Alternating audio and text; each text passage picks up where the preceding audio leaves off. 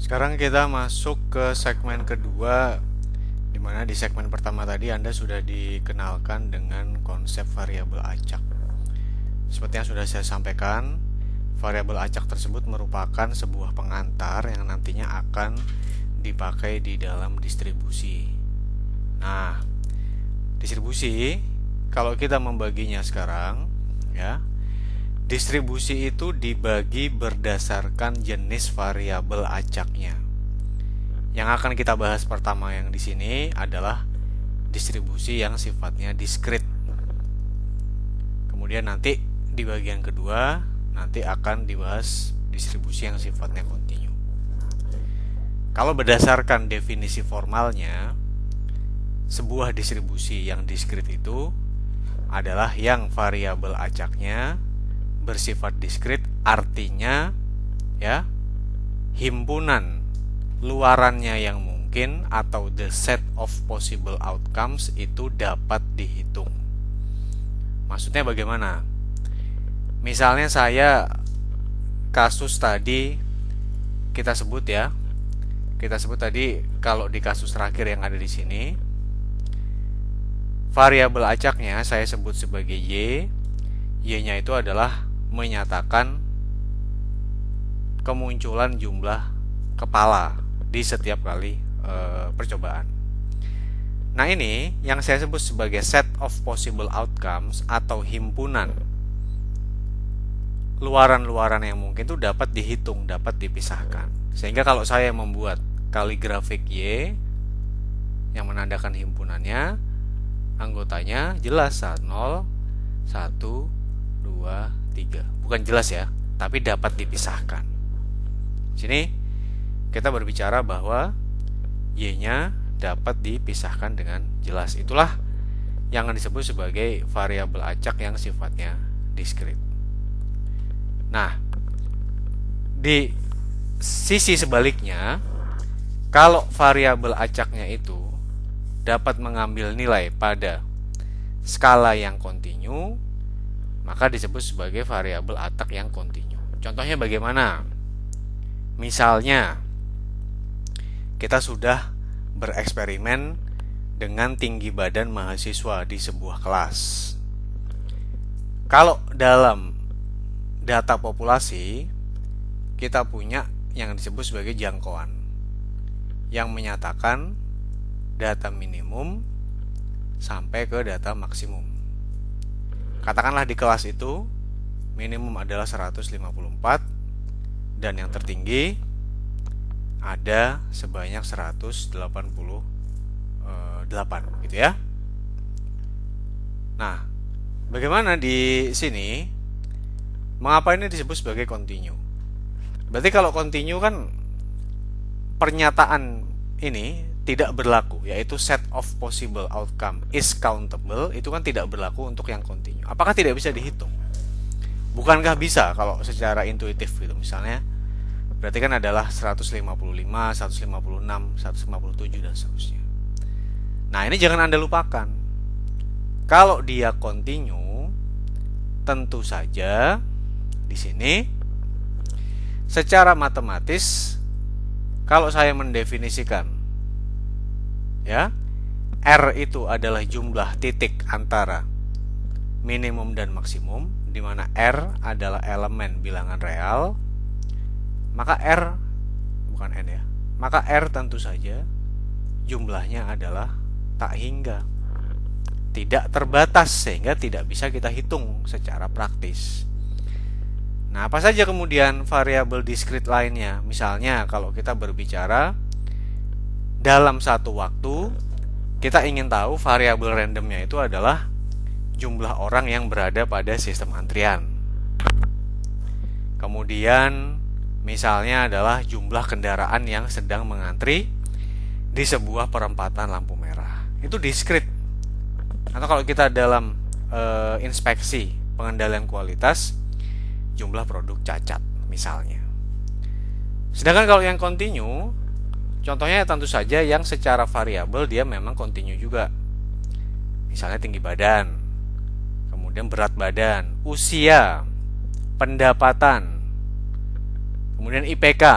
Itu adalah beberapa contoh variabel acak yang sifatnya kontinu. Nah, jadi nomor satu dalam menggunakan toolsnya ini, Anda harus yakin dulu apakah dia variabelnya itu discrete atau kontinu, sehingga Anda bisa menggunakan toolsnya yang tepat, tidak terbalik, begitu maksudnya ya. Nah, sekarang kita mendefinisikan yang disebut sebagai probability mass function. Mungkin saya memberikan ilustrasi terlebih dahulu ya. Kalau saya punya sebuah variabel random yang discrete, saya sebut sebagai X. Ini adalah sebuah variabel random yang discrete. Sekarang saya bisa mendefinisikan yang saya sebut sebagai PMA atau probability mass function, PMF ya, sorry, bukan PMA. PA-nya berarti apa? Di sini P X sama dengan A. Jadi berapa probabilitas variabel acaknya itu akan tepat sama dengan A. A-nya tentu saja sebuah bagian dari himpunan yang discrete. Dalam kasus tadi A-nya itu berarti adalah salah satu di antara 0, 1, 2 atau 3. Itulah A-nya. Oke? Nah, sekarang ya. Kalau di sini kita punya ketentuan bahwa tentu saja PXI itu pasti lebih besar sama dengan 0. Tidak mungkin probabilitasnya negatif. Kita sudah memberikan proposisinya pada saat kuliah sebelumnya ya. Dimana kita punya I-nya 1, 2, 3 sampai dengan tergantung ya. Kalau setnya infinite berarti dia sampai tak hingga. Kalau setnya finite atau terbatas, berarti dia sampai ke N. Ya. Kalau dia sama dengan X. Kalau dia tidak sama dengan X, maka berapa PX-nya? Tentu saja 0. Maksudnya bagaimana? Tadi kita tentukan bahwa kalau Y sama dengan X-nya dan X yang mau kita teliti adalah 1, maka P Y sama dengan X adalah 3/8 kalau X sama dengan 1. Kalau X tidak sama dengan 1, berapa? 0. Ya? Karena kita membicarakan nilai X-nya. Nah, oke. Di sini seperti yang saya sampaikan tadi, kemudian kalau kita punya PA seperti itu, maka kalau saya jumlahkan tentu saja dari I sama dengan 1 sampai tak hingga, maka PA-nya tersebut akan sama dengan semestanya, yaitu 1 ya, bukan PA tapi PX ya, tentu saja di sini. Oke. Nah, tadi saya sudah menggambarkan bahwa variabel acak itu akan menjadi pengantar pada saat kita masuk ke distribusi. Nah, ini pun sama ya. Katakanlah saya punya 3 buah X yang dapat saya klasifikasikan. Yang pertama X sama dengan 0. Misalnya katakanlah ini sama dengan 1/4 gitu ya. Kemudian X sama dengan 1. Misalnya ini sama dengan setengah atau 2/4. X sama dengan 2 sama dengan 1/4. Jadi kalau saya jumlahkan sudah memenuhi ketentuan tadi. Sigma PX dari X1 sampai tak hingga. Tapi ini adalah set yang finite sehingga N-nya adalah 3 ya. Ada 3 set begitu. Dia nilainya adalah 1. Sehingga bagaimana di sini? Kalau saya gambarkan ya. Misalnya ini saya sebut sebagai X, variabel randomnya. Ini tentu saja adalah PX. Ini saya punya set ya of possible outcomes. Yang pertama setnya itu adalah anggotanya 0. Berikutnya 1, berikutnya 2. Bisa saya gambarkan di sini nilainya adalah 1/4. Ini adalah setengah, 2 kalinya. Nah, itu cara kita menggambarkan distribusi untuk variabel discrete, ya. Jadi apa yang disebut sebagai fungsi padat probabilitas atau probability mass function, ya. Yang pertama kita lihat tadi, nilai px-nya atau fx-nya tadi lebih besar sama dengan 0. Itu kita membahas ketentuan yang pertama. Karena tidak mungkin ada probabilitas yang sifatnya negatif. Yang berikutnya, kalau Anda menjumlahkan seluruh titiknya, dan di sini seharusnya dia sampai plus tak hingga. Kalau untuk yang infinite, kalau untuk finite berarti sampai n, dia harus sama dengan 1, ya, untuk seluruh setnya yang ada tersebut. Jadi Anda tahu anggota setnya apa saja. Kalau itu Anda jumlahkan, akan sama dengan 1. Oke? Dan di sini probabilitas variabel randomnya tersebut, ya, ini adalah berarti x besar adalah sembarang variabel random, tepat sama dengan nilai yang ingin saya teliti dalam kasus tadi. Berarti x kecil ini adalah 0, 1, atau ini kok saya hilang 2, ya. Dia akan sama dengan fungsi padat probabilitas yang kita definisikan. Nah, itu kira-kira definisi dari probabilitas atau fungsi padat probabilitas untuk yang sifatnya diskrit. Ingat ya, ini hanya berlaku untuk variabel acak yang sifatnya diskrit. Nah, contohnya bagaimana? Kalau x ini adalah variabel acak yang menunjukkan jumlah kepala yang didapatkan dari pelemparan dua buah koin yang seimbang, ya, diasumsikan ini seimbang. Maka bagaimana probability mass function-nya? Tadi kita definisikan dulu S-nya. Maka berdasarkan the basic principle of counting, karena kita punya dua sisi mata uang, dilempar dari dua uang, maka akan ada 4 kemungkinan. Yang pertama adalah, ini kita ambil himpunannya, kepala dengan kepala, kepala dengan tails, kemudian koin pertama tails, koin kedua kepala, dan dua-duanya adalah tails. Oke. Kemudian kita mendefinisikan variabel randomnya adalah kemunculan dari kepalanya tersebut. Sehingga di sini kita bisa mendefinisikan PMF-nya. Maka sekarang ada, kalau saya mendefinisikan himpunan X besar, maka set of countable possible outcomes-nya, pertama tidak muncul kepala sama sekali, yang berikutnya muncul 1 kepala, yang berikutnya muncul 2 kepala. Kan hanya ada itu kemungkinannya. Karena kenapa?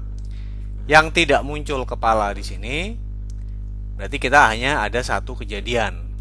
Makanya 1 dibagi 4. Tadi kita definisikan bahwa probabilitasnya X besar sama dengan X di segmen pertama tadi adalah P, X-nya tadi itu, atau Fx kita bagi dengan PS, atau ini Anda tuliskan sama dengan PN juga boleh. Kalau Anda menganggap variabel random X besar sama dengan N kecil. Nah, ini pun sama di sini. Dia sama dengan 0,5 dari mana? Berarti dia muncul 1 head, ya. Berarti kalau saya garis bawahi 2, maka ini adalah kejadian yang bersesuaian. Dan di sini juga yang muncul 2 kepala, maka di sini ada kejadian yang ini. Nah, itu kira-kira contoh dari PMF atau fungsi padat probabilitas, probability mass function. Sekarang kita masuk ke bagian yang berikutnya, di mana kita membahas masalah cumulative distribution function. Nah, yang disebut sebagai cumulative distribution function di sini tentu saja kalau kita berbicara kumulatif berarti kan dia diakumulasikan, ya. Jadi tadi kita sudah meneliti, ya. Tadi kita sudah meneliti untuk masing-masing nilai fx-nya dan juga p x besar sama dengan x kecil. Fungsi distribusi kumulatif ini tentu saja ada hubungannya dengan PMF yang tadi sudah kita bahas di slide sebelumnya. Tadi kita sudah menggambarkan bahwa sigma x sama dengan 1 sampai tak hingga kalau untuk kasus yang infinite, atau kalau untuk kasus yang finite berarti dia sampai n, fx ya, atau px juga sama saja, sama dengan 1. Nah, sekarang ibaratnya bagaimana? Misalnya begini, ya. Anda meneliti munculnya orang ke dalam sistem antrian, jadi orang yang datang. Katakanlah berdasarkan data historis atau pengamatan, orang itu maksimal cuma ada 3 yang muncul dalam satu waktu. Maka kemungkinan ada X sama dengan 0, 0 orang yang muncul, X sama dengan 1 orang yang muncul, 2 orang yang muncul, dan 3 orang yang muncul. Oke? Atau kalau Anda mau bikin tak hingga juga boleh. Sini sampai tak hingga orang yang muncul. Sekarang, kalau saya ingin bertanya kemudian, berapa probabilitas jumlah orang yang muncul itu, X besar ya, variabel random, kurang dari sama dengan 2. Maka tentu saja dia akan sama dengan P X sama dengan 0 plus P X sama dengan 1 plus P X sama dengan 2. Ya? Sebaliknya, kalau saya ingin mengetahui berapa probabilitas orang yang muncul ke dalam antrian saya itu lebih besar sama dengan 3. Bagaimana caranya kemudian cara kita menelitinya? Maka kan dia berarti di sini adalah sama dengan P X sama dengan 3 plus, ya, P X sama dengan 4 sampai dengan P X sama dengan tak hingga. Nah, tentu saja ini kan menyulitkan, sehingga ini bisa saya tuliskan, ini bisa juga sama dengan 1 dikurangi sigma X sama dengan 0 sampai 2, ya. Ini adalah P X besar sama dengan X kecil. Artinya apa?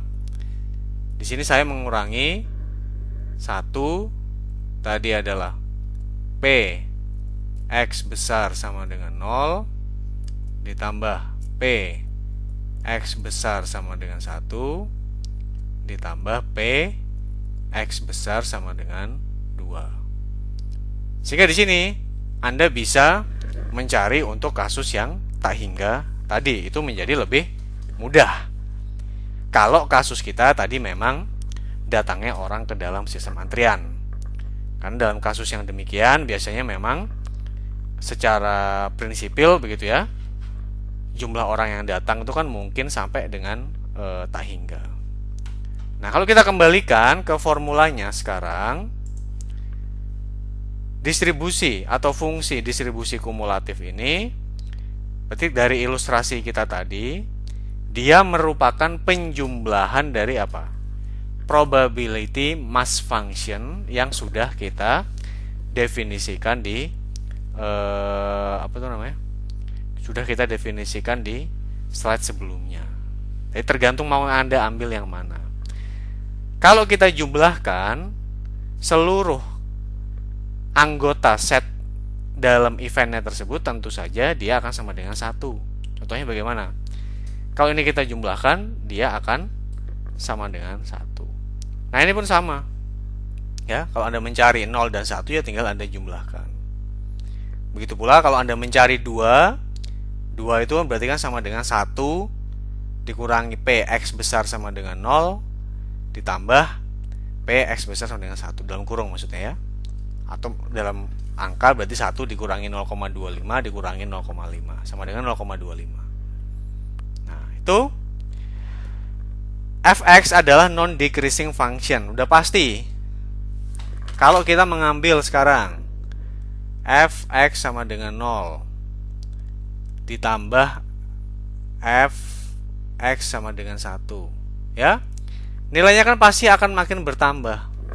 Karena dua-duanya minimal nilainya sama dengan 0. Kan tadi kan kita menentukan syarat dari fx lebih besar dari 0. Karena minimal dia sama dengan 0, tidak mungkin dia akan menjadi fungsi yang turun. Oke?